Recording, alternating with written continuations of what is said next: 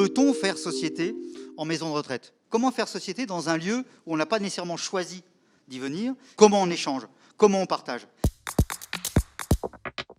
Qu'est-ce que ça signifie, ce temps-là? À quoi est-il utile pour soi et pour les autres?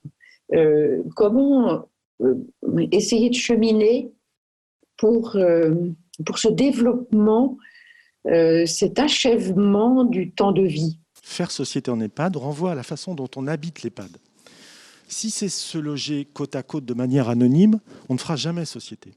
En revanche, si c'est vivre ensemble, j'aime cette formule, vivre ensemble dans le respect de l'intimité de chacun, on pourra faire société. L'idée n'est pas d'imposer le faire société, mais de le rendre possible. Le faire société en EHPAD, c'est aussi estomper les frontières entre la maison de retraite et l'extérieur. Pour commencer, c'est déjà laisser le choix aux résidents de s'impliquer ou pas de manière immédiate dans la vie sociale de l'établissement. On ne peut pas les forcer à se parler, à se rencontrer, mais on peut donner toutes les possibilités pour que cela se fasse et que ça se fasse le plus naturellement possible.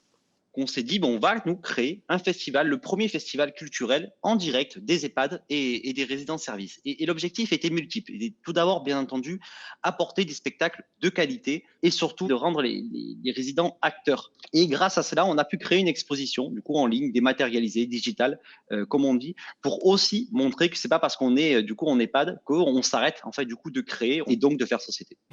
Quand j'ai commencé à parler du projet, il y a eu de l'étonnement déjà, parce que ça se fait pas en maison de retraite. Ça a dynamisé, ça donnait une petite émule en fait, c'était assez rigolo à regarder.